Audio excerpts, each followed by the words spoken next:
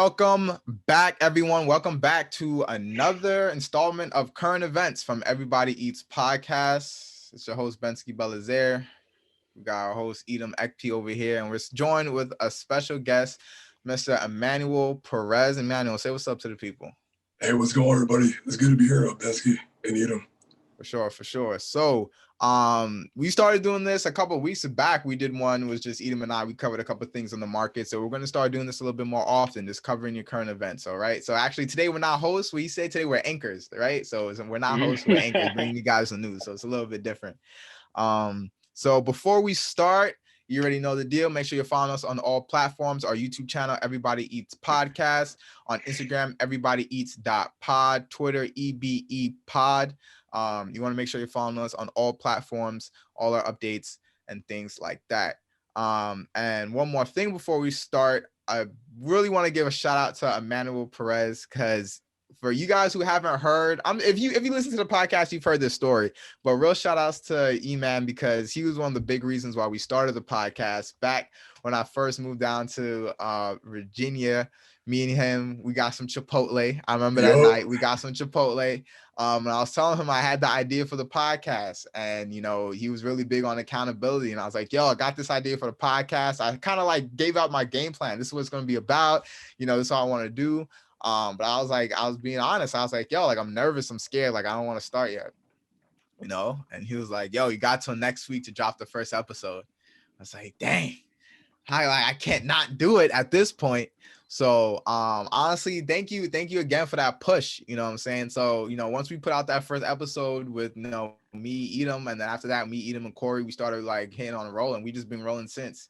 And we've been meaning to get you on the podcast for a minute now, but things happen, you know what I'm saying? But this is kind of last minute, so yesterday we're like, yo, gotta get you on today, gonna do some current events. So always gotta, I'm always thankful, having good people in your circle, having that influence and pushing me, to get this like officially started. And obviously, Edom for being part of it as well. So gotta make sure I give my thanks and praises before we start today's episode, so people know what it's about. Yeah, no, not a problem at all, bro. It's amazing. Like, you and Edom are on season 2 now of Everybody Eats, and over 50 episodes, and it's beautiful. Just the it's grown so much since we talked about it that back in 2019 in Chipotle. So this is all because of your guys' hard work and efforts, and I'll continue to support however I can. And I heard on the other other segment, this is called, I think Edom said Everybody Eats brings you today's meal. Is that how you guys are gonna frame this? Yeah, right. So I think we're still working on. Yes, sir.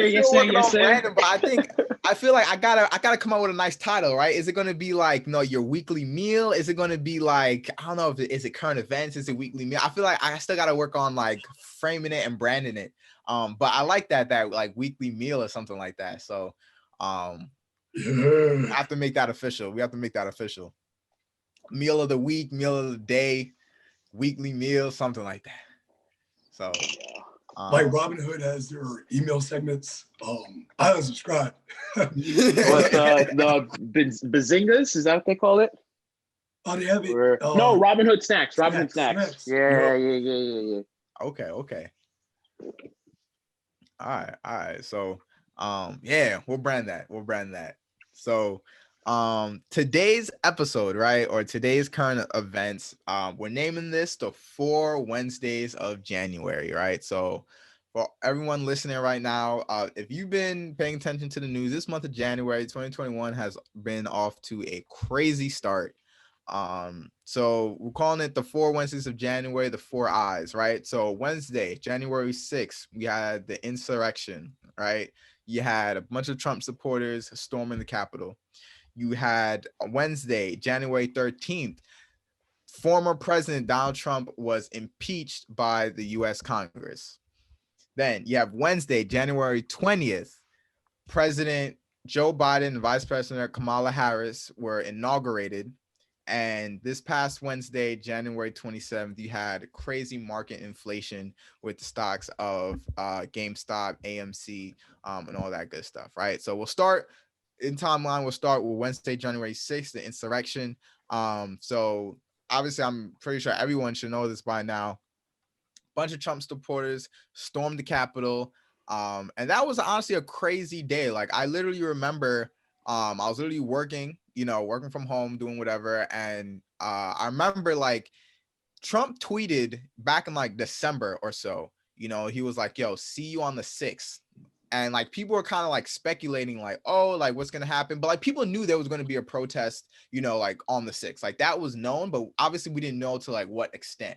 All right. So like I remember I'm doing my work and I went to go downstairs to go take a lunch break and I'm watching CNN and they're like, videos of the protests and all that good stuff. And like as I'm eating, like this was crazy. Like as I'm eating, they're like, all right, yeah, like all these protesters during the Capitol, they're looking rowdy. They're like, all right, they're approaching the Capitol building. And I'm like, yo, like in my head, I'm like, yo, what if they get inside? Like that'd be crazy. But I'm like, that would never happen. Then literally like as I'm eating, they're like, yeah, these protesters getting real close to the Capitol. They're getting onto the steps of the Capitol. Yeah, it looks like they're rushing the police officers. Okay, well, these protesters are getting inside the Capitol. I'm like, yo, like, what am I watching, yo? Like, what am I watching? Like, all during my lunch break. And then obviously we saw it happen. Like, they stormed in, a couple protests. At the end of the day, about, I think, 4 to 5 protesters, must have died. A few police officers lost their lives. They ran inside the chamber, where Congress holds their voting. All that hoopla. That was absolutely nuts. Days following, they started all of a sudden they started like arresting people and stuff like that. So what you guys' takes on that? That was absolutely crazy. So that was from my point of view. What do you guys remember? What's you guys' takes on that? Well, personally, I remember, yeah, just like I was working, and it was just popping off crazy. I left my room to go where my mom works, and then the day room is right next door to my room, and she's like, "Yo, come watch this," and we're just seeing mad rioters like crowded by that one special window that's been on every article or report about this, and then they're just going crazy. Like people are out here with flags, Trump paraphernalia, screaming "Hang Mike Pence" and all that stuff. But my thoughts are just like, I'm not surprised. To be honest, and if you know me, I tend to laugh and make light of a lot of things. But I was laughing because I wasn't surprised. I was really like, you guys spent all summer demonizing Black Lives Matter protesters and everybody, peacefully protesting for equality and justice, and then you guys basically knew about this about a week or two in advance, and then it got this far, and you guys are all shocked and surprised at everything going on. And to me, I'm just like, this is only a matter of time. It's only a matter of time, and I guess we kind of see like what the whole big, the aftermath of the explosion of Trump's big L, and the last thing, I guess, the last big thing is definitely this just shows that you can obviously peacefully disperse a protest and not necessarily shoot or injure like dozens and dozens of people and beat them, so yeah, clearly it was handled completely differently than you saw the Black Lives Matters in terms of response of National Guard police officers. And just so happened National Guard, like they were understaffed that day, like they weren't around and all that good stuff. They weren't called, like, all right, sure. Sure. And obviously like certain police officers were convicted and like arrested for like, yo bro, like people were taking selfies with people were taking selfies with the rioters, yo. That was crazy. People were taking yeah. selfies with the rioters. That's It looked like, it reminded me of, what's that Kylie Jenner commercial when she gave the Pepsi to the police officer? Do you remember that one? Like, Yeah. I forgot after which Black Lives Matter, protest that was, but like she tried to give that commercial, horrible branding. She tried to give that Pepsi commercial to the Pepsi can to the police officer. That's what it looked like. They were taking selfies with the police officers, and it's like, whoa, like you were not seeing that over the summer, and like obviously you just saw that they were just treated completely differently. But yeah, what about you, E-Man?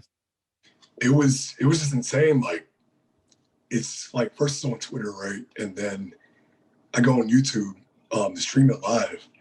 And I'm like, wow, this people are climbing the walls like Spider-Man. And it's like, this looks like a movie, right? And it's like, the big question is, where are the police? Yeah. It's like every hour something else to start spiking. Yeah. You know, when the woman's she dies, she gets shot, and it's like the big question is, where are the police at? This didn't happen over this past summer. Like, to just repeating what you said, like where were they at?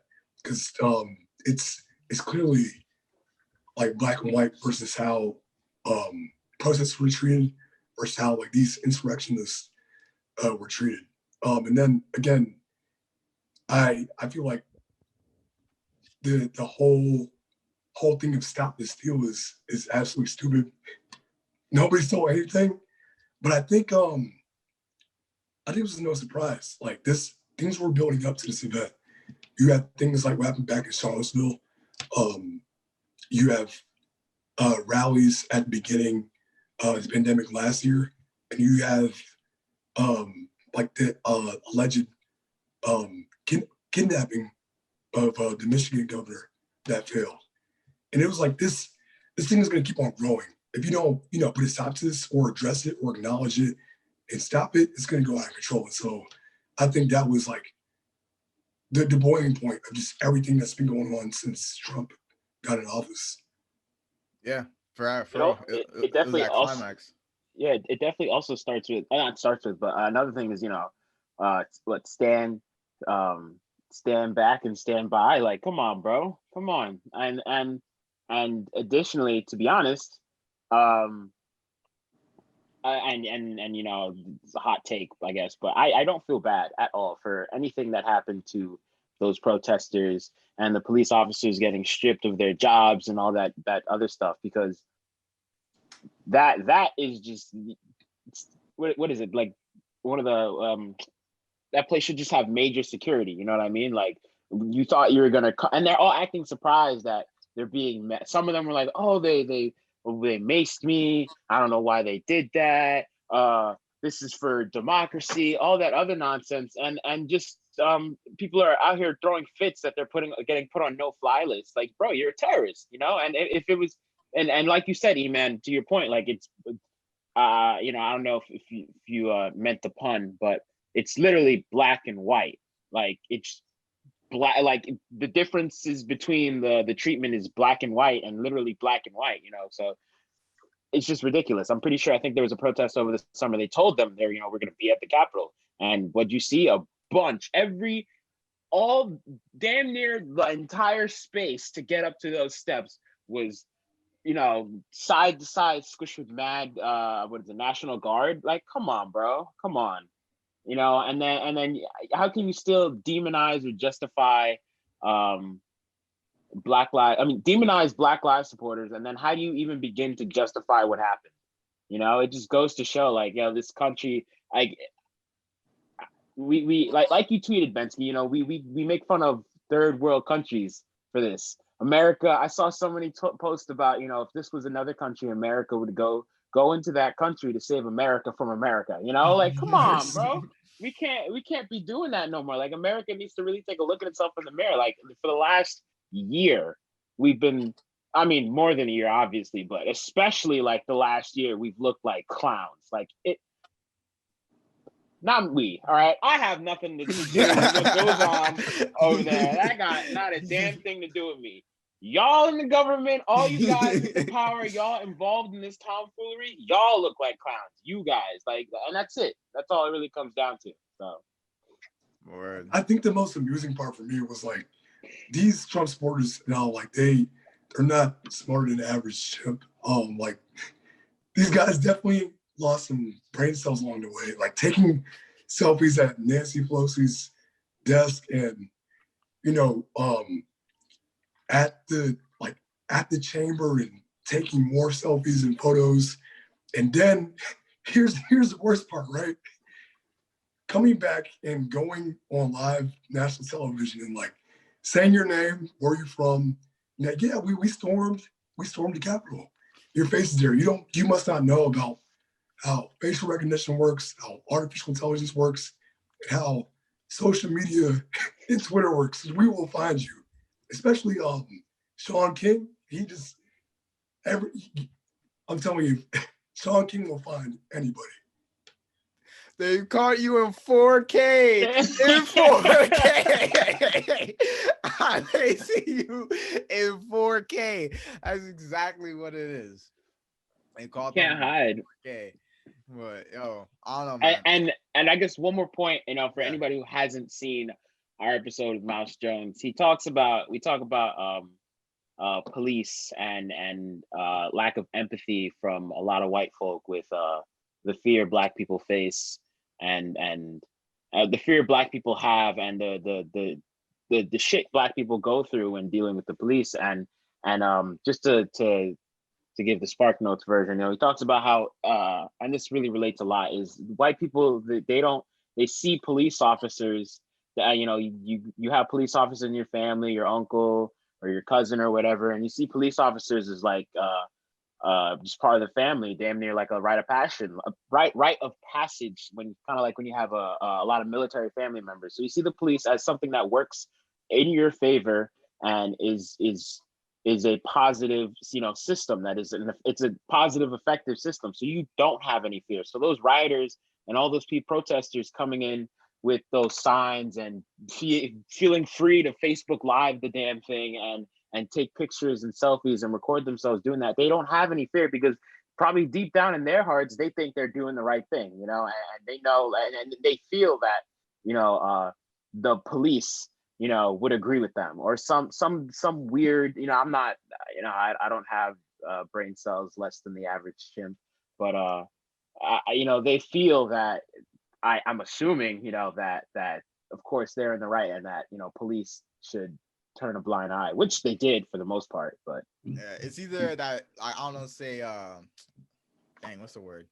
Some of them felt some of them were like, oh, like it's a revolution, so they felt like they were kind of like you said, like they were doing the right thing.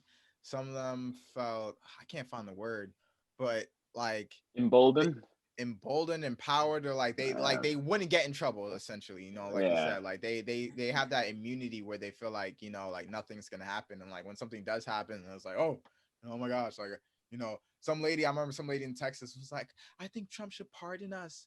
I was like, no, we got Kodak instead, like we got Kodak and Lil Wayne instead, but Kodak's Lil Wayne. Too bad Tiger King couldn't get out. For real, man.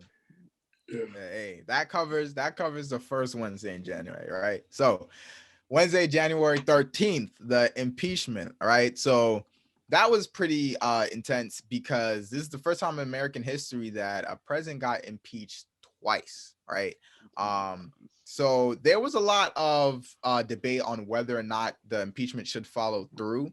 For me, I was kind of, I want to say, I was kind of like on both sides on whether or not they should go through it. Because again, that Wednesday, again, on my lunch break, I was watching the Senate hearings and the Congress hearings when they were like each senator or congressman, whoever, was talking about why they Trump should or should not, right? A lot of the arguments were like, he incited the impeachment, which I do think that he had like a lot to responsibility to incite.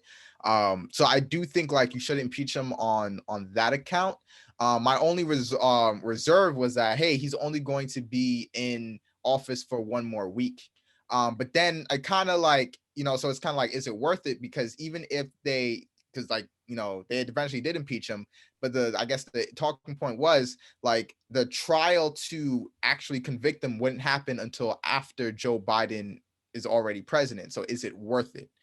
So I kind of just landed on the fact that it definitely is worth it. And I'm glad that they impeached him, because even if, the trial is not going to happen until, who knows, like how many weeks from now, I think it definitely sets an example that no matter who you are, like and you're not allowed to go do that. You know what I'm saying? It's not a good example to say, oh, it's not a good enough to kind of push it away and be like, okay, even if he doesn't get convicted, I think it's still important to impeach him, because to show future presidents, you're not allowed to try and incite violence and think you're going to get away with it. You know what I'm saying? The timeline, obviously, there's still, it's still a pandemic. There's still an economic crisis. So it's like, politically, there are other bills and other things that are going to take precedent before that impeachment happens. But still, like, whenever that timeline happens, whenever that, trial happens, it's still important that to set an example that we're not going to let this slide. No matter who you are, you can't just try and incite violence, especially against the central government, and think that you're just going to go get away with it. So whatever happens now happens, if he gets convicted or not. But again, like, set that example. We're not going to sit here and let that slide, no matter who you are, for future presidents, because unfortunately, like, we never thought Trump would ever do this, or anyone would ever do that. But now, I want to say like a fear, but a reality, if one person can do it, who knows, what bad examples that sets for crazy presidents in the future.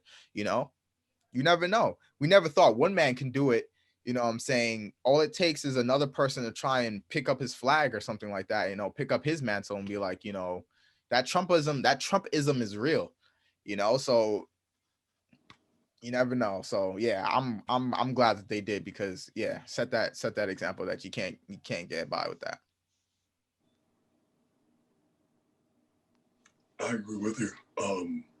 And I believe since he's been impeached and that the process is still going through, if that goes all the way through, he won't be able to run for office again. Yeah. So that stops the potential comeback from rising back up. But yeah, this 2020, we've seen the most amount of people vote ever in the middle of a pandemic, which is outstanding. And yeah, Trumpism is here for who knows how long, but hopefully it dies off soon. Yeah, for real. Edom? Yeah, I think it's funny. We should call him Trump 2 times after this. And I think the real telling part is the fact that, he had to be told by not even the president, but the president-elect and his vice president to go and speak out and say something. And even within his comments, he took no accountability. He took no accountability. He said, what he felt what he said was perfectly acceptable. And that to me just goes to show like the mindset of someone in that situation. You're just you're 70, 73 years old, bro. You're 50 years older than me, bro. Like, come on, take that L, bro. What you did was wrong. And like, you deserved to lose and you lost, and just own up to it. Don't go tell people that we need to take back this country with force and do X, Y, and Z and all that other stuff. And then, even I think they should, it shouldn't end at just Trump. They should come after, I don't know, that bozo who did who raised his fist in solidarity with the rioters and Trump's little yes man, Rudy Giuliani. So I just think like it really shouldn't end there. And to be honest, I personally thought Trump would get away with it, from being really honest, because that's just how America works. He's an old white rich man, so what are they going to do realistically? But I guess to set an example and to pat themselves on the back, good job, I guess. But we'll see what happens in the future.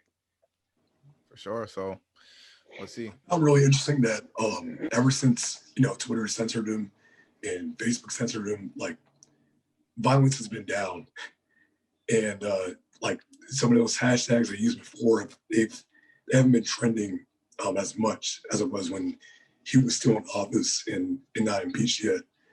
For the second time, we gotta set the record straight. First president to be impeached twice. That's crazy. On the good side, I'm glad he's been censored because he's been on there for too long, just tweeting whenever he wants. Or I believe he had an assistant that tweeted for him, and now he can't tweet. So he just has, like like you said, just take that L and now just suffer with it. Yeah, which I'm one point about like all these accounts, like after that he got banned from like all these social media accounts. I'm not gonna lie, I feel like that was a PR move, and I don't think it was actually genuine. Like, why did it take you this Oh, of long? course. Like, why did it take you this long to ban or censor him after all these years? To me, it was the same thing with like the Black Lives Matter movement, where I forgot which company did it first, and then a bunch of these other companies started putting out statements about like, oh, we support Black Lives Matter, this, that, Is and it the Ben and third. Jerry's? Okay, Ben and Jerry's, I respect Ben and Jerry's because they put out a sincere statement, and like I believe the founders actually like got arrested, like at a protest. Like they were at a protest and like they were about the movement, right? But I don't remember, but like a bunch of other companies started putting out, these like, oh yeah, we support. And it was like, why are you all doing this all within a week period? You know what I'm saying? Like it took you this long for you to want to put out a statement. It just felt disingenuous. And again, like this ban just felt like, all right, cool. First it was like Twitter, then Facebook, and then it was like Pinterest and this, that, and the third. It was like, you guys, it doesn't feel this. It feels pretty fake. You know what I'm saying? You guys did it literally like a week before he left office. Come on. You know what I'm saying? Like you have 4 years to want to decide to do this, and now 1 week before all you companies want to go ban him in the same week. It just felt disingenuous, but it already happened. What are you gonna do? But yeah, I mean, that's the same thing as um what was it? Oh, when all those people from Trump's cabinets, his lawyers, all like everybody was like one started turning their backs on him and they started resigning. The head of Capitol Security, he resigned. All those other people resigned. Like you guys don't care. You're just trying to save your ass. You're trying to do what you feel is your part in order to I guess make your consumers or your audience or whoever is looking at you feel like, okay, this person kinds of cares, but in reality, like I personally, sure, me and a lot of people, we see through the bullshit, bro. We see it, yeah, Yeah. it didn't. You're trying to just save yourself at this point, but hey. I think about guys like Robert Greene and 48 Laws of Power, and in the beginning, he talks about how power. There's always been people around power, and him being the previous president of the United States. He's always courted power around him, and once he really just showed his ass, it was like, okay, the dominoes just started falling one after another, like sheep following sheep. So I think things like that they're going to happen with companies following each other, especially in our capitalistic society. And yeah, it just reminds me from what I've read from Robert Greene. Yeah, man. So they're trying to protect themselves. They're trying to save their behinds. But hey, that's that. So that covers the second Wednesday in January. Third Wednesday in January, Wednesday, January 20th, was the inauguration of President Joseph R. Biden and Vice President Kamala Harris. That was real dope. I had a chance to watch it again during my lunch break. I like watching the inaugurations. I remember the first one I really remember was Obama's first inauguration in 6th grade. I remember like they we pretty much like stopped class for the day and got to watch that. So I like watching the inaugurations. It's a nice ceremony. What was pretty cool about it? The poet laureate, I believe she's like Haitian American, so that was pretty cool. I think she's like the youngest poet laureate in the country. So that's like, for those who don't know, I took like one poetry class or a few poetry classes. So like a poet laureate is pretty much like the head poet, like in your certain district or like in certain state or certain like city. So like if you're like the number one poet or like the best poet, they give you that title of like poet laureate.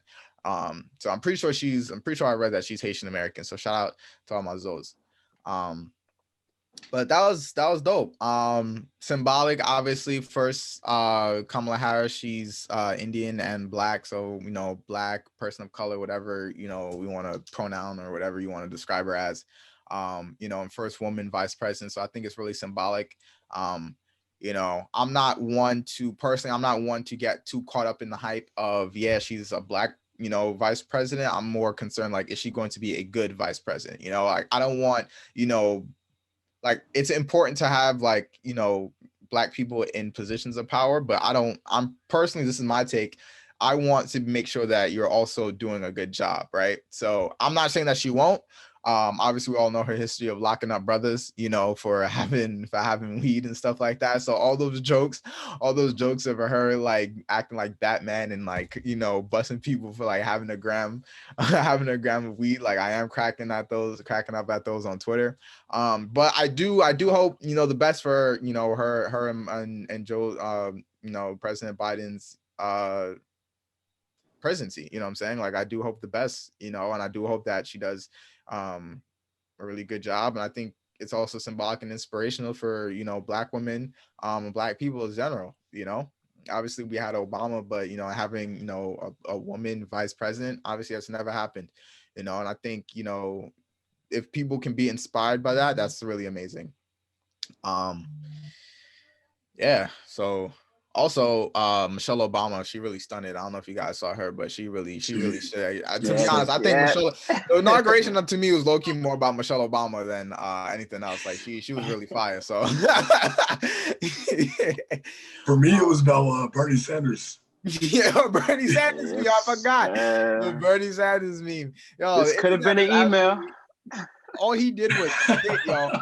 All he did was sit, and the internet world took that and ran, yo. All he did was sit down, yo. Oh, the internet's a monster, bro. It's a real monster. But I watched the inauguration during my lunch break as well. My mom was freaking out during it. My mom like loves these types of things, She was taking pictures of the poet laureate. She was just like in front of the TV all day until it ended. She watched the concert. I've never, like, my mom freaks out for like this, like anything like royal wedding. My mom was on it for the last like leading up to it, the wedding, and then the 2 months of coverage after. Then when they left the royal family, my mom was on it. And I was like, yo, I keep telling her, like, you better be this invested in my wedding. Like, when I tell you I'm getting married, when I, get a girlfriend or whatever, like not girlfriend, when I like, get a fiance, whatever, like, you just better be invested, because my mother was all over it. But I thought it was dope. But to your point about Kamala Harris, I definitely agree.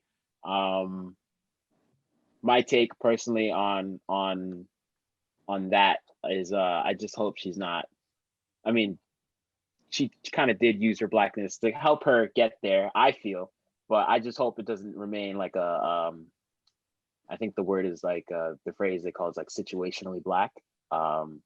You claim being Black in certain situations or events to help further your social status somewhere. So I mean, I personally think that is what it is right now, but I really hope that she does do something to help us, us folk. So, and big ups, definitely first woman vice president, and that above all else, like, great strides in the country. So, yeah, I agree with you. I think it's awesome for women, for Black women, and for Asian women everywhere. Just having that example to look up to. Also, hoping that she does a great job during her vice presidency, and yeah, I'm gonna need a stimmy. Cut the check. Cut the check. And, what's really cool is that I thought of today is Amanda Gorman really moved me during her speech.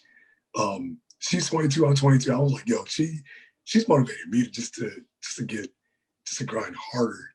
And those words really moved me. I found out that she'll be reciting poetry before the Super Bowl in February.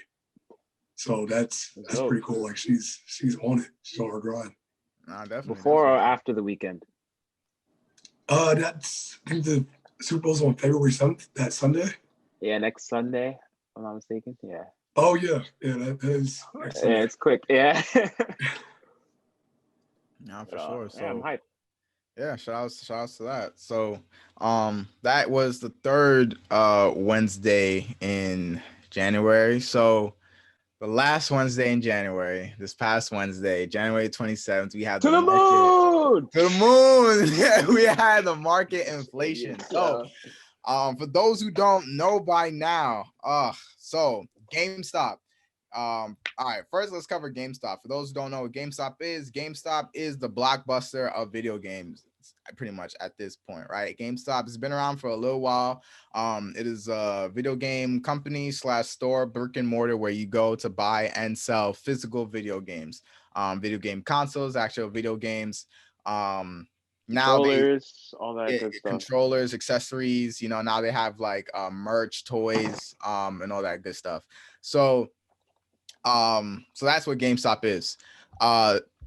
The company Citron Research, it's a hedge fund. It's led by Andrew Left.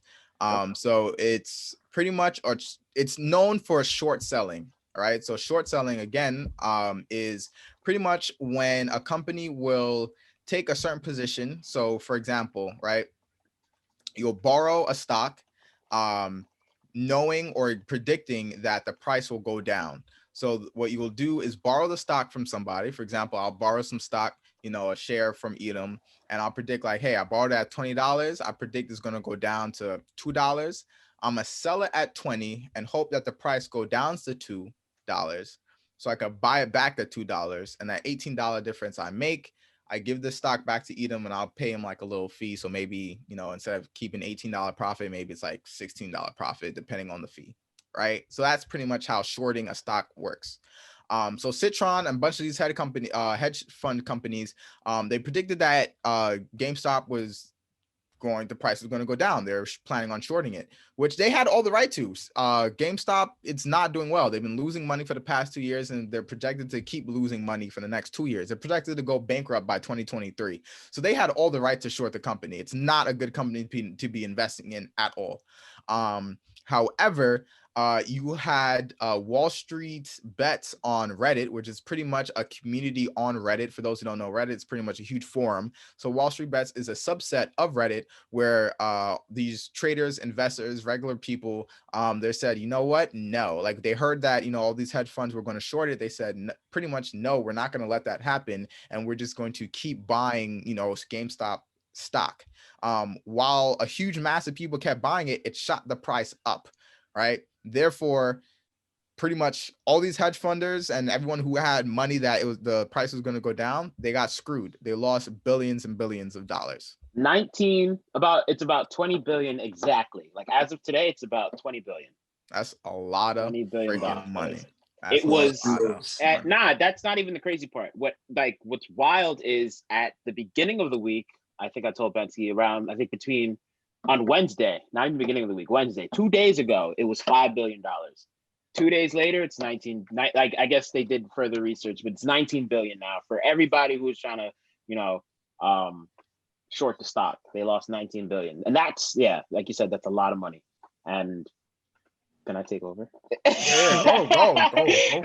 So, yeah, and what's crazy is like when I used to options trade, like someone was always telling me about GameStop. He was always posting his thesis. He posts charts and all these discussion about GameStop. And I don't know if he was a part of Wall Street Bets. I don't even know if he knew any of this stuff, but it was last summer, like August, and because of that stuff, he convinced me. I bought 3 shares. I had sold 2 before this happened, but I bought 3 shares, kept GameStop, and it's just really interesting how this was kind of predicted, but to this extent, no, because what had happened was, I think 2 weeks ago, I saw another person I know posted in the group chat about how they're reducing the margin for GameStop, and I'm not exactly sure what that means. I think it just forced people to kind of like liquidate, which was to sell, but I think when you trade on margin, that money's not technically yours. You're using the margin. You're I guess putting up collateral somewhere for that margin, but they're reducing that. So obviously not everyone can keep or hold what they have in GameStop. And I guess that was in anticipation of it being shorted. And my friend said, yo, this is crazy because we might potentially see a short squeeze. And for those who don't know what a short squeeze is, it's literally what happened. People placed their bets that this this would go down, and what Wall Street Bets did, they said no, it bought the stock and it prevented GameStop from going to the $2 price target, right? And Bensky's example, which caused them to rush to go buy back the shares that they, sold or did whatever with at a much higher price. And GameStop was trading at $13 to $20 before this happened. So to have a stock shoot up damn near 200 times its regular value is ridiculous. So you can imagine all you wanted to do was short a stock and make a measly profit. Now, and these hedge fund companies have millions and millions of dollars. So you can imagine how many shares they shorted, just to have to pay back $398 times however many shares they put out. So that to me is pretty wild. And I guess before I go any further, if anybody hasn't seen The Big Short, I think after what happened, you can definitely follow the movie a lot better. I had to watch the movie and then watch a couple scenes over again. But now I'm definitely going to go back and rewatch the movie, because this is literally like technically what The Big Short was kind of about. These people made millions off this. But I'm gonna let E-Man go before I keep talking. Oh no, you good. That's definitely I need to add to my watch list. I just think it's crazy. It's just all companies that aren't doing well we're in the mix of short squeeze. You got GameStop, you have AMC, which is like, okay, we're not going to, who's going back to the theaters anytime soon? Not me. I'm comfortable with my Netflix and my other websites that I use to connect. Right? We got Nokia, who's working on 5G technology and working on building 5G infrastructure in the moon, which they talked about late last year, which is they talked about it, but I don't think it's in the planning yet. And then we have BlackBerry. I think they're taking the focus to security, but really haven't been relevant since 2010. And then Bed Bath and Beyond. They've been closing around a lot of stores around my area.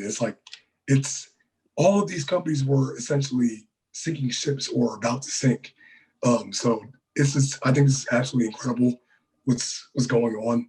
I think that the power of the internet community coming together in these forums like Reddit and Discord to make a movement this huge is absolutely incredible. I was talking to Bensky last night, this is just the beginning.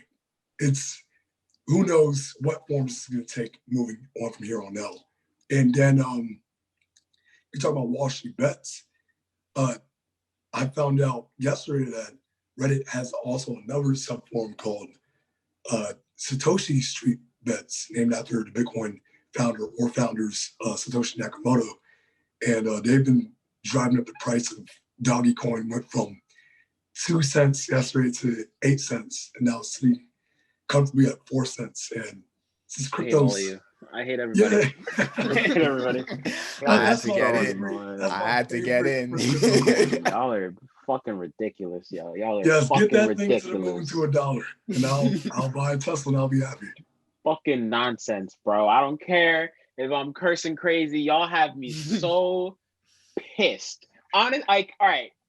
This is great. This is the best FU to hedge funds and all those people who've been doing this for a long time. Of course, if you Citron, when they publish their research, people are following that, so people are going to follow suit. Citron, Melvin Capital, all these other hedge funds. So they're going to follow suit, of course. So in a sense, that is market manipulation, if you want to view it that way, but backed with facts, or backed with, backed with facts, backed with some research. Like, at the end of the day, it's an opinion, but just to see like a bunch of people just say no, it's funny. It sounds real funny, and it is funny. Of course, like I said in the beginning, I'm here to laugh and I'm here for all the memes and everything. It's funny. The memes are hilarious. The memes, I may not like what happened, but those memes, you'll see me posting them, reposting that shit on my page.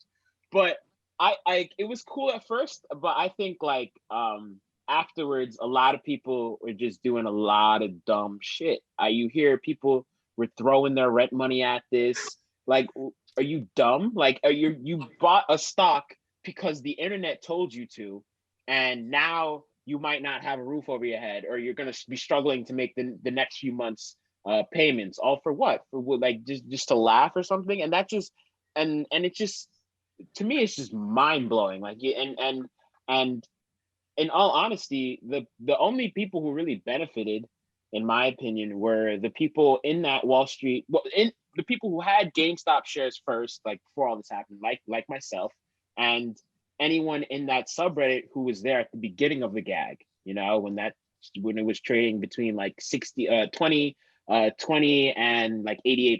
You know, those are the only real people benefiting.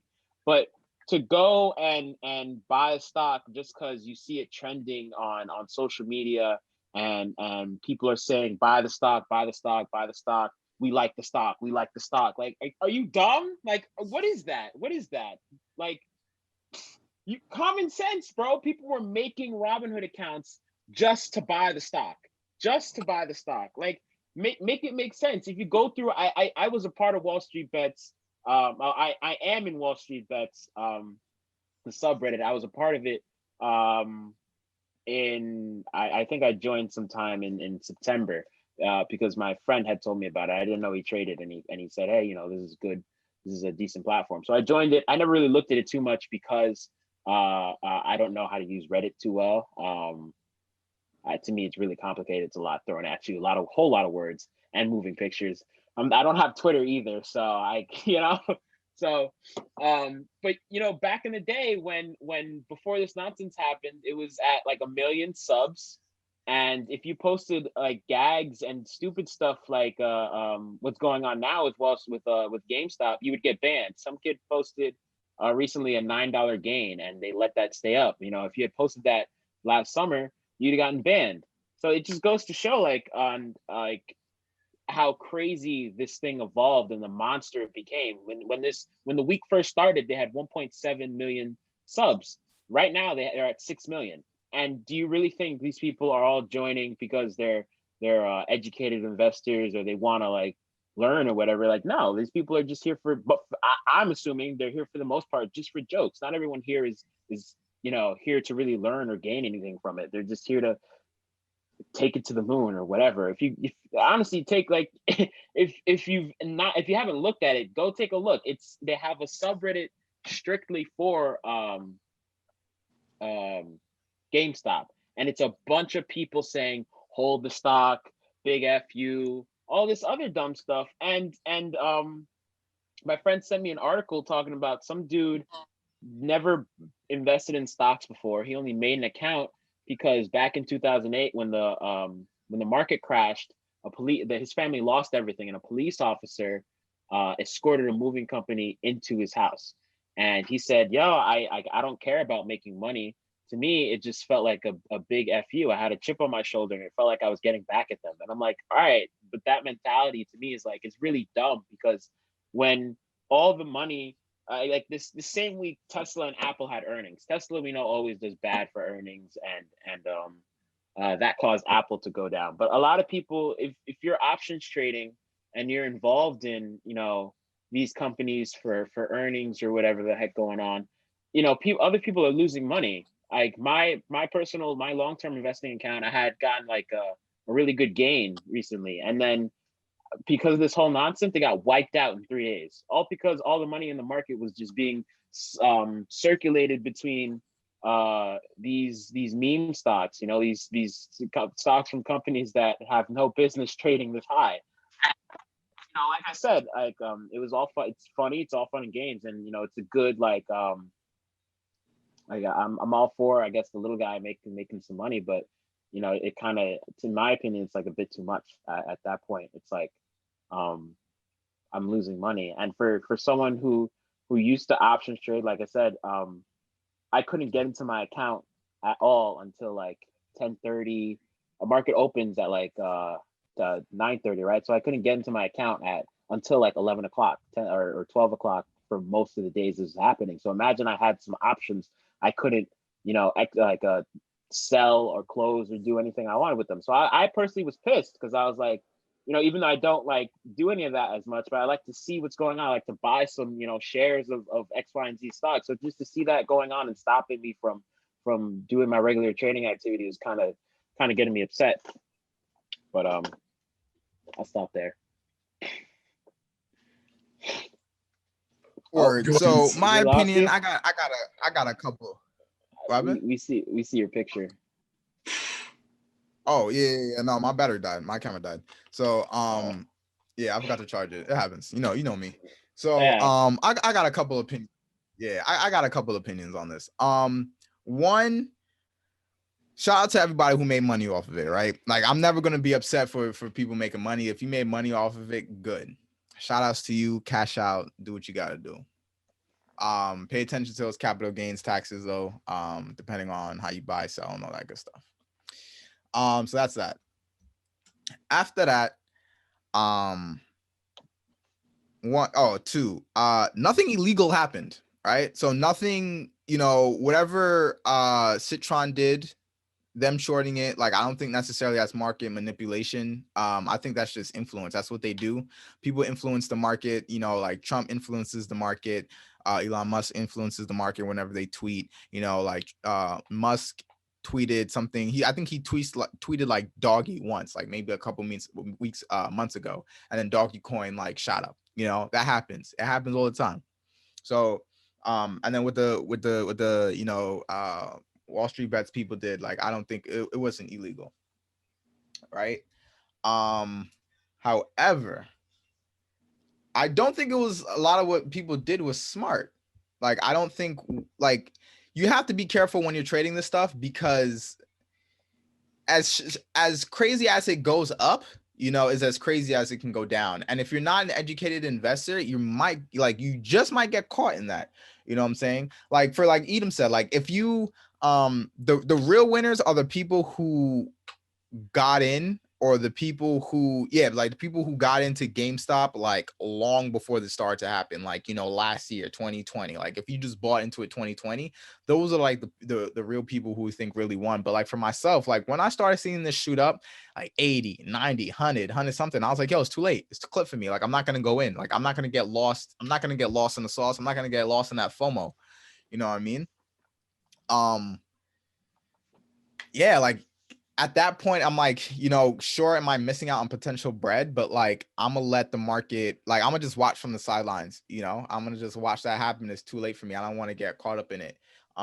If you manage to make some smart moves, like if you start to get in some like options calls, maybe some put options or something like that, maybe you had some calls before. I don't know if anyone, like, I don't know why you would have a call, but if you did have a call beforehand, shout outs to you, because I know you made bread.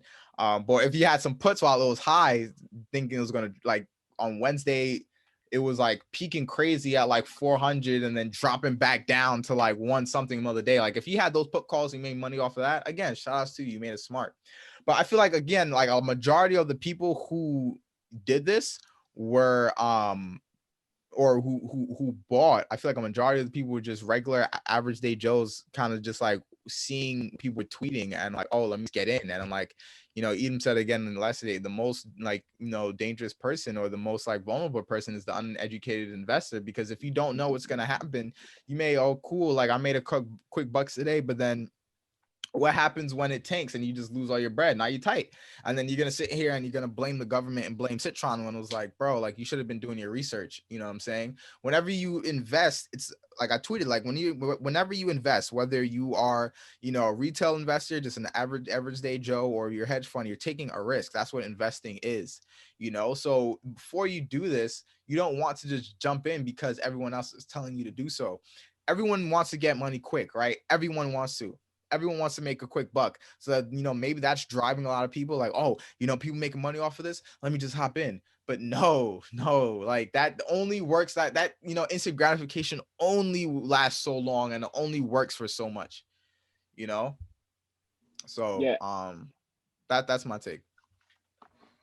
Yeah, I was listening to Dave Ramsey talk about it, and he was like, it's a thrill, just similar to gambling, about what's going on right now. We all know, like, with what happened this past week in the market is by no means normal at all. And the amount of dopamine that's hitting the brain. It even hit my brain. Not gonna lie, I took Tuesday, I called a put on place to put on GameStop. I'm like, all right, whatever goes up must come down. Isaac Newton's third law of gravity or whatever, it's got to come down. Came down and I'm up like a stack. I'm like, all right, cool. And I'm like, damn, what if it goes down some more? Like it's like, well, just imagine the turn. So I'm fantasizing over here, and then it's nearing 3:30, 4 o'clock, and it course corrects and it's going back up. And I'm like, all right, I'll wait till tomorrow. It's got to hit, close to around zero soon Wednesday, and it just spikes. And I'm like, yo, I gotta let this go. I gotta let it go. I lost. This is my fault. Like the craziness and the memes have really gotten to me, and I had nobody but to blame myself. So I put myself in timeout from trading options because like seeing other people's returns was like, yo, I want a piece of this pie too. But I'm back to my senses. I'm like, wow, if this could happen to me, like just imagine everybody else who's caught some blood on the streets during this week. It's crazy. So yeah, thrill. What Dave Ramsey said was thrill comes with a risk. And it's what's going on this past week is not a strategy. It's a trend, to quote him. So yeah, I put it on that note. But it's just crazy when you have like billionaire investors like Chamath Palihapitiya backing it. He put in 100K, and by the end of Wednesday, he made 500K. He said he'd be donating a portion of that, which I think is cool. And then you have like Elon Musk, just been crowned the world's richest man a couple weeks back. And he said game sucks, and now like the Reddit community is like he's Papa Musk, like he's our leader now. So we're going to war with him. It's like wow, like the internet is they're going off, and the energy is dope, but it's definitely being by the outsiders that haven't been in it from the jump. Like Edom said, it's gonna end bad. Not for real. And the thing that comes with investing, like when you start investing, you'll learn like, yo, there's like the financial and then there's the psychological / emotional part with it. Like FOMO, fear of missing out, is real. Dangerous. You know what I'm saying? It's a real psychological, and it also kind of comes with like, it kind of ties in with greed at some point. You see it going up, you see yourself making money, and you want to keep making money. Who doesn't want to keep making money? You know what I'm saying? And even if you're a seasoned investor, like no one is necessarily immune, to that feeling of wanting more. You know what I'm saying? No one is immune from that feeling of wanting, like, obviously if you see your account going green, you're going to want to keep going green. You know what I'm saying? So it's not necessarily like we're better than anybody else. Like everyone has that feeling, but it's that mental and financial discipline to know when enough is enough. Some of the first rules, shout out to Drew, right? Some of the first rules he told me when like getting into investing, right?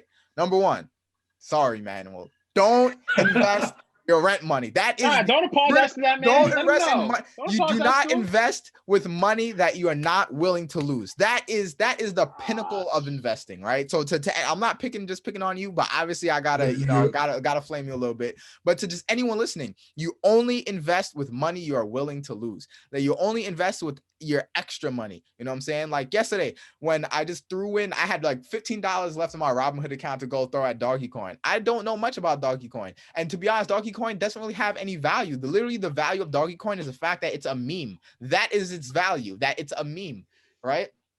So I was like, yo, $15. I don't care about this $15. Let me throw it in here to see what happens. You know what I'm saying? If I lose it, who cares? It's $15. I really don't care. But realistically, like, I'm not gonna go be like, yo, tomorrow rent's due on the 1st. I'm not gonna go throw in my rent money on Doggy Coin. That's just not how you do it. So that's just one. You don't invest with money that you need to eat with, right? Or sleep with. Then that's one. And then two, one of the second big rules that he told me is like, yo, you pull out your gains when it's time. You know what I'm saying? If like that's why you kind of have to have like goals of like how much you want to make, especially that applies kind of a little bit more to like You options and set like day profit points. You set yeah, profit profit points points, for right? yourself. That applies a little bit more to like options and day trading where you're kind of like quicker money. When it's like long-term investing, you can let it sit there for how long. Obviously, if it's a company you invested with and say it's tanking, then it's like take your profits before it tanks. But for more like options trading and like day trading and you're trying to make like quicker money, yeah, you need profit points, right? You have to be like, all right, I made X amount, I gotta pull out. Even though it keeps going up, I need to just pull out and save my bread here, because you may feel like like I could have stayed in and I could have made more, but it's better to have that security that like I made my money, what I'm saying, I'm putting it away, and then you can be like, all right, maybe let me reinvest after, if I see that it has good prospects that's going to keep going up. But obviously, like, people make mistakes. Like I made a bunch of, like, the reason I know this is because I made a bunch of financial mistakes. You know what I'm saying? Like I invested mad bread in marijuana stocks, like back, like I put mad bread towards them and they were just not the right marijuana companies to invest in. Now there are a bunch of marijuana companies that are like going to the moon, right? Because I was talking to Ethan the other day and he was like, yo, you should have, like, why didn't you stay in? So I was thinking back, I was like, why didn't I stay in? And I went to go look back at the companies. All the companies I was investing in, they're still in the red. They're still like not doing anything. So I did sell for, that's tough. yeah. So the ones, you didn't tell me that. Yeah. So I when I went to go look back, I was like, nah, these companies are actually trash. So shout out, like, so that was a good move. But you know what I'm saying? There has to be a point where you have to, what I'm saying, like take your profits, and move on. So yeah, I made those financial, like all those marijuana companies that I invested in, I lost all my money, that like I lost that money. It happens. Those are financial lessons. Edom, I know you've had financial lessons. You've been trading more and more into it than any of us here. You know what I'm saying? So I know you have more experience and more lessons on that. But those are things that like I'm afraid that a lot of people are not learning or they're not taking into account. Because yeah, you can get mad and be like, yo, F you to all these hedge fund investors. But to be honest, at the end of the day, they're going to be fine. They're rich. They have rich friends, you know what I'm saying? And even if they don't have money, like rich people can always borrow money from other rich people. You know what I'm saying? These hedge funders, they do this. You know what I'm saying? I'm sure it's like, I'm sure this is not the first time they've lost money. Like obviously to this scale, this is the first time this happened, but don't believe this is the first time that they've lost something like that. They'll be fine. They'll find a way. I'm not worried about them, right? So you can say F you to them all the time, but trust me, they'll be all right. The people who will or can get hurt or be more at risk of getting hurt are the retail investors, the people who don't know, who are more ignorant to the fact is saying, let me make a quick buck. And again, if you made money, shout outs to you, but there are a lot of people who bought it when it's at 4, thinking like, let me go buy it when it's at 400 because maybe it can go to like 700. Bruh, when the SEC comes in and then Robinhood starts halting trading and then all these big boys start playing games and then it starts dropping back down, now what happened? Now you're gonna be like, oh, it was the government, it was this, it was that. Like you have to take accountability for your lessons. And that's the thing that, like, unfortunately a lot of people aren't doing. So again, to reiterate, if you made your money, I'm not being a hater and be like, because people are like, oh, you're being a hating for, we're trying to make quick money. Like when rich people do it, it's fine. But when we do it, no, I'm not being a hater. If you made money, shout outs to you. But people who are investing based off of Instagram comments, tweets, and memes, if you're not smart and you're not doing it like intelligently, you're at a greater risk of losing money, especially if you don't even know what short selling is, if you don't know why this is a thing. And one last point, I was trying to talk to Edom yesterday.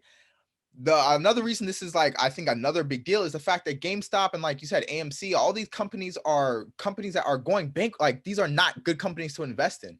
GameStop is projected to go bankrupt. The reason you should be investing in stocks, like this is what I learned. Shout outs to when we did the episode with Truth Jones, right? Kristen Jones. There's a difference between trading and investing, right? If you're trading options, it's more about the price point, right? So it's like, all right, I'm trying to, like, if it's projected to go up, a $2 move is going to be worth a lot more money on an option than it is on because you're trading, you know what I'm saying? So you're more invested in like the price. But when you're investing, right, you're supposed to invest. Like Elon Musk tweeted something today because someone asked him like, oh, how do you feel about GameStop or whatever of all this? And he was like, invest in companies that you believe in. That's what he like, and that's what you're supposed to do, especially for like my long-term portfolio. These are companies that, done research. These are companies that are projected to do well. So I'm gonna put my money in, and these are companies that are projected to do well that I believe in. You know what I'm saying? GameStop this company is going to go bankrupt. So regardless of how high the stock price is, realistically, you're not saving this company. You're not. There's nothing that you can do. The model is clipped. It's over. No matter like if Blockbuster was on the stock market, just because the price went up to like 500 doesn't mean that Blockbuster is going to come back. It's clipped. It's over for GameStop. Like it's not, you know? So right now you're just manipulating the price. It's a temporary heal, but like GameStop is not coming back. Like it's not a company you want to be investing your money in. So again, right, I keep saying it. If you made your money, shout outs to you. Take your bread. But just be careful if you're getting into this, because this is a real dangerous game. Like it's volatility for a reason. How you get them, the way you get them is how you lose them. You know, it goes for relationships and it goes for stocks at the same time. I just want to address. I put this up on my story, and I had about 11 people message me asking if they should buy. One, if that's your mentality for like investing, period, please save yourself a lot of money and don't do it. Two, if a stock shoots up, if you take the time to look at the graph, if a stock shoots up vertically, like for no apparent reason, one, do your research before you do anything else. Two, like Eman said, what goes up must come down. And that's just that's just how it is. The stock has to correct itself. It's going to correct. So when you see something like that happen and you're like there towards the end of it, you're like Betsy said, you're not going to make your money. And I know I had people talking to me about they bought AMC at like $15, talking about, I don't know, man, it could go up to 20, it could go up to 20 plus. I'm like, yo, you guys need to like really think with your brains, because emotional investing is the worst thing. Like I told Bensky, the worst thing for the stock market is the uninformed investor. And it's crazy because 100 years ago, we were in the Great Depression, and 100 years later, now we got people on the internet pumping stocks, which is wild to me, right? It's crazy, like the effect of the internet. But what people don't get is when you sell, so back in August, Tesla and Apple announced their like stock split a little bit before that. So the market was being driven by tech. It was going up for weeks and weeks and weeks because Apple and Tesla were just shooting up. And then once August 31st hit and both those companies had their stock split, it was all cool and dandy until the middle of the day when boom, so many people started selling their shares, and after that, I know I got burned. I made money from the split, and then I lost damn near all of it because of the sell-off, and it took a while for me to get that money back, right? So and just to like show you, like it was bad. A whole month of September is already like it's usually a bad trading month, but it carried over into September, October, and then the market did not start recovering until I think it was November 10th when Biden got November 8th, I think he got the news came out, and then November 10th, Pfizer announced that deal about they announced their news with the COVID vaccine. So it just goes to show like the market was impacted crazy for two and a half months. For what? Because everybody was making their profit off Tesla and then selling whatever they wanted to sell to make their gains. And it's the same thing with this. When the same people who FOMO bought are going to be the same people who panic sell. And then you're just going to drive the market down for no reason. The market already needed to correct at that time, but what are you doing? You're prolonging it for a really like long period of time. All for what? Say F the government? Like it's so childish to me. It's so childish. And the big issue, like Bensky said, Bensky knows everything I've been like ranting to him for like a day or like 2-3 days, but until I got a headache. But like you just need to sit and just like really like be logical about it, like don't following trends and that hive mentality. I told Bensky and I told a lot of other people like, oh, I'm really concerned about the United, like just people as a whole. People are so upset that, oh, they don't trust us to make our own decisions, to invest, to do this, that, and the third. I'm like, why are you guys surprised? Do you see what's going on here? You guys are fighting. It's literally like fighting emotions with logic, or like facts with with I feel this, and they have facts to back it up. GameStop was negative for the last 2 years, and then you're trying to tell them I like the stock, F the government, I'm trying to make a quick buck. And that's just like, to me, I think a lot of like a big issue with people, especially nowadays in the age of the internet, and people call it age of the internet. I call it the age of misinformation now, because ever since the summer, with COVID and everything, everybody's at home posting and doing dumb shit on the internet. So many, like you won't believe how many conspiracy theories I saw about COVID and all this other crap, and people are really eating this stuff up, and it's really concerning that there are people out here like with such like a lack of thought, you know, doing things and actually like helping impact stuff that goes on. And you know, like Betsy said, I'm all for people who made their bread off of it, but at the end of the day, like, are you like, they're not hurt, you know, they don't care. These hedge fund people don't care. And second of all,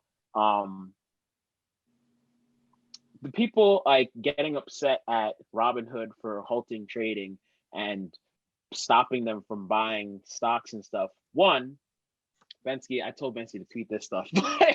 Yo, Robinhood is not the only it's not the only platform. It is the easiest, but it's just because it's the easiest doesn't mean it's the best. Robinhood, I read an article that said, I think I talked about it before on this, but the reason why the market did so well during, like, one of the many reasons why the market did so well was because of all these newbie investors and traders trying to make money during the pandemic, you know, and they're all like on Robinhood because it's so easy. Funds, the minute you deposit something that day, they, of course the funds won't settle, but they'll give you that cash to start trading with as long as you still have it in your account. So it's ridiculously easy. You could do something like that, you know, and that helped push the market up. Of course, Elon, when he hops on Twitter, he tweets some stuff and then his stock goes up. Wall Street Bets was another reason.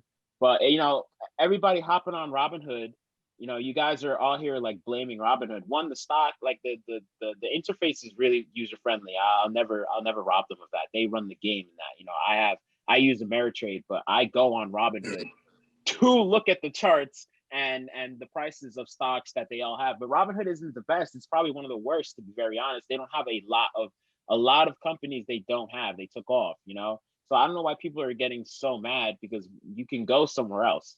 And it is probably the worst platform for trading or investing, to be honest. At least that's my take on it. And second, they weren't the first ones who restricted trading. I'm pretty sure Ameritrade did. I got a notification from them before I did on Robinhood. So I don't think it's fair to throw Robinhood under the bus for everything going on.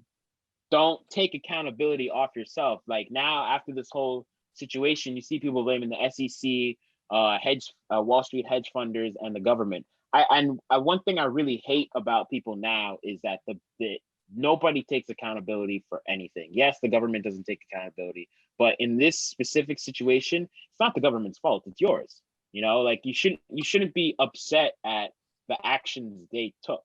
I don't support the censorship, like them stopping you from buying stocks just because you beat them at their own game. Like, of course that's wrong, but I mean, the government's been censoring us since muckrakers, so I don't know why everybody's surprised. You know, they've been doing this since I don't know when the muckrakers were. I'm not great with history, but they've been doing this for a long time. So why are you surprised? Like, why are you getting mad at them? Why are you throwing Robinhood under the bus? Like, these people are just trying to protect themselves, you know? And I don't know. I just think people should just really like stop doing what they're great at doing and blaming the government, and just take a look at themselves and look at the role they play. Because now you're willing to lose all your rent money and then blame the government for that shit, just because you bought a stock at freaking $200, $300, $400 like an idiot. Okay. And honestly, you could have bought Apple or Tesla. You know, Apple and Tesla both had their stock splits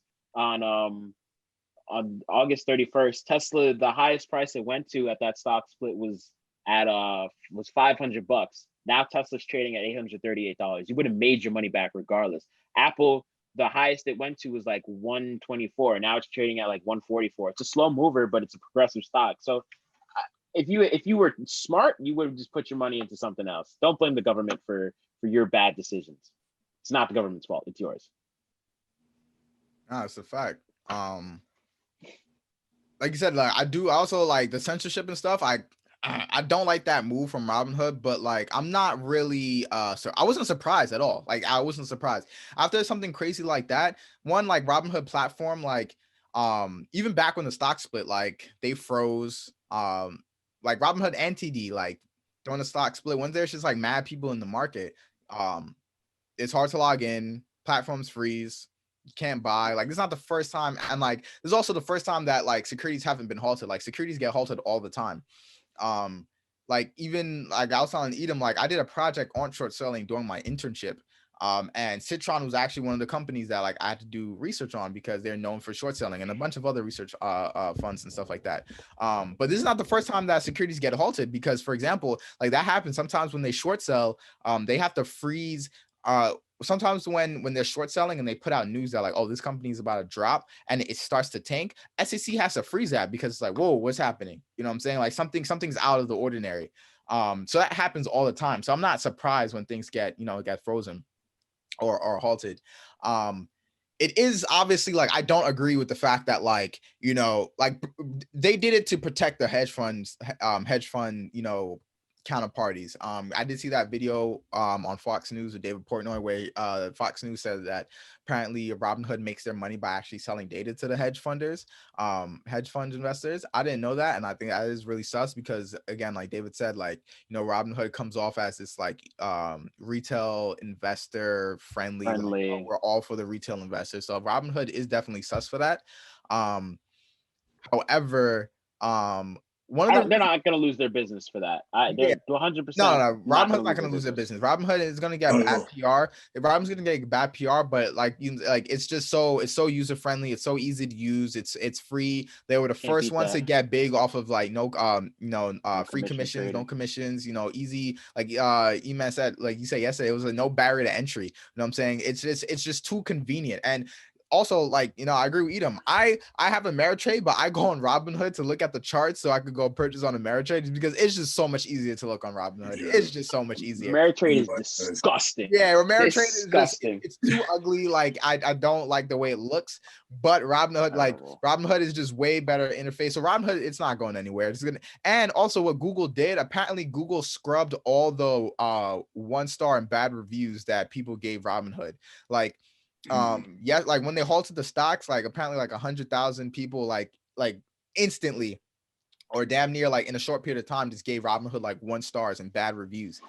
So apparently like Google like scrubbed all of that just so they can like help their buddies out. These big friends, these big tech companies, these rich people, they're always gonna have each other's backs. And I think another reason they froze these stocks to go help the hedge funders is because realistically it's those rich people who have bigger influence on the market than the retail traders.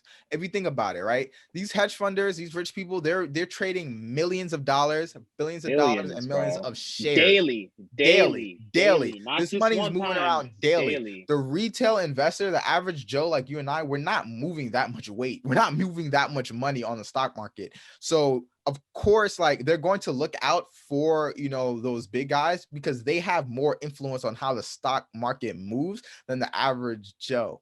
So of course, like it's not surprising, whether it's right or wrong, you can like argue that with your moms, but like it's not like it's going to happen because they're going to look out for each other and they're going to look out for the best interest of the market. And what's best for interest of the market are these people who have bigger influence. That's just how it is. That's just fact. You know what I'm saying? Again, whether it's right or wrong, whatever, but that's just how it works. And you have to, that's the game that you're in, you know what I'm saying? And if you don't understand the game, you can't get hurt when you get, when you get hurt by the plays, you know what I'm saying? You can't get mad when you get hurt by the plays if you don't understand the game. It's the market. The market is ruthless. It's ruthless. It's very ruthless. My mom used to tell me this quote. It goes, if you can't take the heat, get out the kitchen. That's a fact. And, I think it's just super relatable, even with, poking more holes in Robinhood. This week has really exposed a lot of things, but buying crypto up there isn't really a smart choice. Your Robinhood account is not a wallet. You can't send or receive crypto in or out of Robinhood. So the crypto is in there. It's stuck. It's stuck. And then you can't sell it when it starts to surge because, again, they still need help with managing all the traffic from all their users. And yeah, it's just the same old song that plays when there's all this traffic, like other platforms, but Robinhood just sucks when you're trying to put in an order and it doesn't go through because for 5 or 10 minutes because so many people are on the app at 9:30. And yeah, I'm switching to going back to the Ameritrade after this week. It's nuts. No free promo. There's also another quote that goes, if you use a product that's marketed as free, I think it was off of the social dilemma movie. If you use something that's free, you're like the experiment. Things like Facebook and Instagram, like your data is being sold. Like Robinhood, like they're gonna sell it because that super low barrier to entry and $0 commission trading. Yeah, the biggest concern, like especially with one of my friends, Alan, he kept asking, he kept asking, how does Robinhood make its money? And I was like, bro, I don't know. And it's crazy how this week kind of exposed all that. Like, oh well, here we go. This is how they actually make their money. Nah, that's a fact. I feel like Gary Vee might have said that something similar. Now she said it, like when you have a platform that's free, they're making money off of you. You know what I'm saying? They're making money somehow. And that all starts to make sense. Like that's why you hear like Facebook selling your data. You hear like all these companies selling your information. When something is free like that, it's either advertisements, so I'm sure where they get a bunch of money off the advertisements, but you have to be somewhat skeptical. Like they're probably making money off of the user somehow. You know what I'm saying? If it's free, so selling data to the hedge funders, I wouldn't be surprised. It kind of makes sense because like if you could see if Robinhood has all this access, okay, these are what all our users are buying and selling and stuff like that. These hedge funders probably want to know like, what are these retail investors buying and selling or, doing, so that's that way they can kind of judge their interest. Maybe they want their, ear to the streets or, so to speak. They're making their own moves and maybe they want to see like, all right, what are these people doing? All right. Maybe they can learn a thing or two, or they could, be like, these guys are buying this company's trash. That let me bet against it or something like that. You know what I'm saying? So I'm sure that's what's going on. Again, is it right? Probably not. No, but Can you change it anytime soon? No. Like that's the thing. Like I that's kind of like a lot of people are here talking about like, oh, but you don't care about their censoring. You like realistically, what can you do, bro? What are you gonna do? What are you gonna do? Censored, and it's not new. It's not new. It's just the first time it's blatant in your face. And like they got some balls. I'm not gonna hold you to just say, you can't buy it anymore. You can only sell it. That was OD. that was crazy. It was just in your face. Like, nah, like we're really gonna help these hedge funds get out of their positions. Yeah, they're probably gonna get sued, but again, like they'll be all right. Nothing's gonna happen. Like literally nothing's gonna happen. I sound like a pessimist in terms of like things changing, but realistically, you buying an overpriced ass stock, all you're doing is making like their puts and shorts. I think you're probably saving them money, if anything, because now all they have to do is just close out those old positions they had, open up new ones, and then buy, sell. Instead of making $18, now they're probably gonna get whatever price it was and subtracted by the short price. So all you did was help them in the long run. So yeah. But F the government, right, guys? Yeah. It's a new age in trading. It's a revolution. And honestly, anyone, if you think this is the wave, you're very mistaken. This is not going to keep going on. I don't think this is a trend unless you publish, like not publish, but unless like what you're buying is founded. Like let's say if it was I would have understood if they pumped AMC or pumps Nokia, because Nokia really didn't have, like you said, they were just doing some minor 5G work, nothing really in the works. But AMC, all they did was announce, we're not going bankrupt. Hey, hell yeah, I would have, we'll buy it. That makes sense, But GameStop, they're on the life support, they're dying. All you did was just prolong it. Yeah, man. So I don't know. Is it a trend? I feel like a trend meaning I feel like it might be a trend in the sense where it may happen or it may continue to happen. But like kind of like what Dave Ramsey said in his video, like this isn't how, like if you know anyone who talks stocks, like this is not how any people have long-term wealth. You may get a quick buck here and now, but like the goal isn't to get rich, it's to be wealthy, right? And you you may make money now, but like you're not going to have long-term wealth doing this. Like getting wealth through the stock market is not necessarily exciting and fun. Like it's low-key boring. Like it's long-term investing and research and investing, but that's how it's done. Options trading, a little bit, again, that's a little bit more fluctuation, but like you got to know what you're doing because you can easily lose a lot of money with options trading, right? But that's just not how the market works, you know. So these Work little hard. spikes, Don't try to make a quick buck off the market. yeah, Literally. like you know, it's a real dangerous game. Like you really have to be invested, no pun intended, and have to do your research and things like that if you're trying to see long-term wealth. And like that's the goal, not just to make a quick buck here and now. Because what you make 1,000, make 2,000, like if you're not doing it wisely, you're gonna lose that money, spend it on whatever. You know what I'm saying? Maybe you made your stimulus check real quick, but you just want to be careful, yo. So, man, we said a lot. It was crazy. I was like, yo, let's try and keep this to like the length of an episode. This is probably longer than a regular episode. Longer than episode, bro. But we covered a lot. So let's recap a little bit. 4 Wednesdays of January, we had the insurrection, January 6th, impeachment on the 13th, inauguration on the 20th, and market inflation on the 27th. We got the 4 eyes.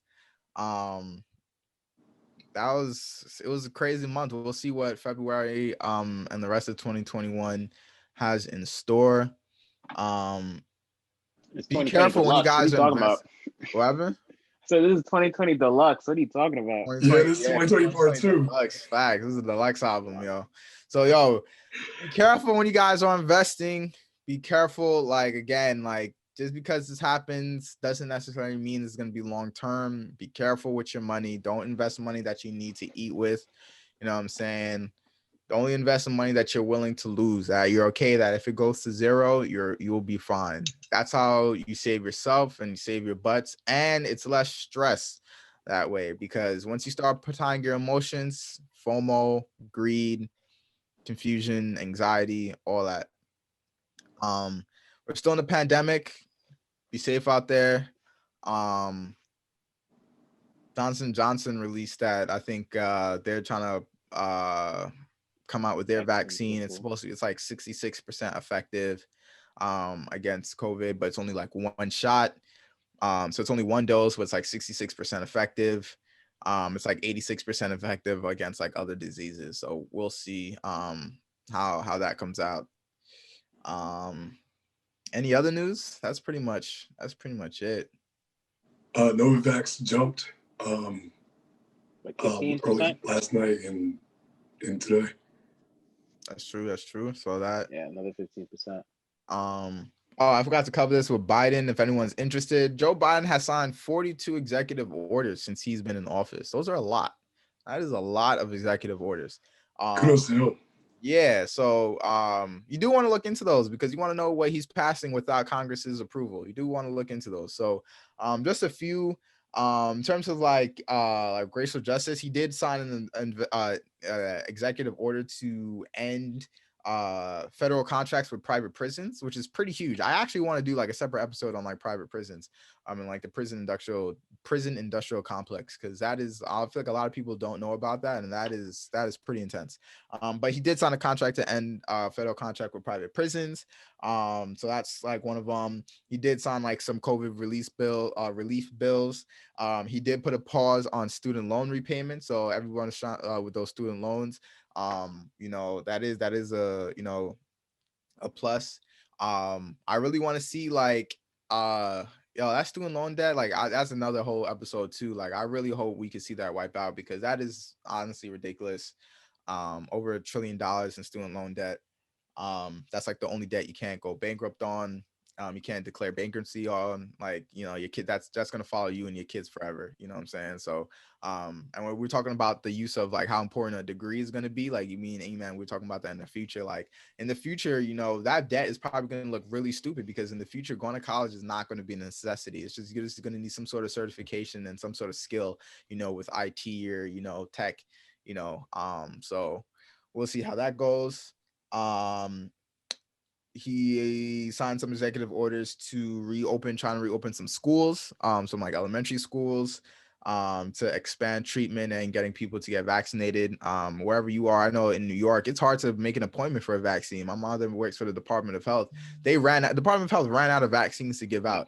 You know what I'm saying? So like, it's not easy to get a vaccine. So if you're interested in getting one, right? If you don't want to turn into a zombie, or you're worried about turning into a zombie, you don't got to worry. But if you're trying to get one, trying to get a vaccine quick, it's not easy to make an appointment, but he did pass some laws to try and expand treatment, open more test centers, and get those vaccines out.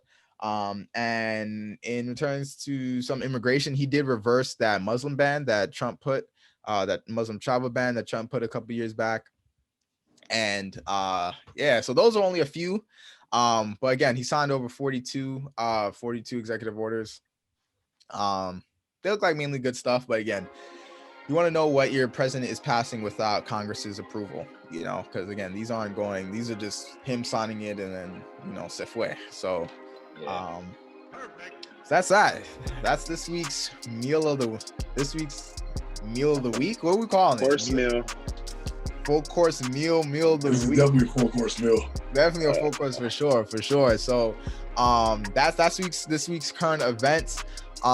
Thank you, man, for joining us. Yo, this is real dope. I've been trying to tell you, like, don't be shy and trying to get on a podcast episode. It's real dope having the conversation, letting these people know.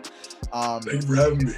For sure. If you stuck around to the end of this episode, make sure you are subscribed to our YouTube channel, Everybody Eats Podcast on YouTube. Make sure you like, subscribe, share with your friends. If you're on Instagram, make sure you like, follow, save the posts, right? Instagram, you algorithm, you got to save it to your friends. It's all that matters. Exactly. Instagram algorithm. Make sure you save the post because it helps out our content be distributed and to get out there more. So and like, also, comment, I know y'all are nosy. I know y'all are going through your boyfriend's and girlfriend's phone. So take it, go check out our podcast, give it a like, comment, share, all that stuff while you're trying to snoop through their messages. And take 2 seconds real quick to go show us some love. And yeah. For sure. We love you guys. Yo, stay safe, stay healthy, wear your mask, and wash your hands. Peace.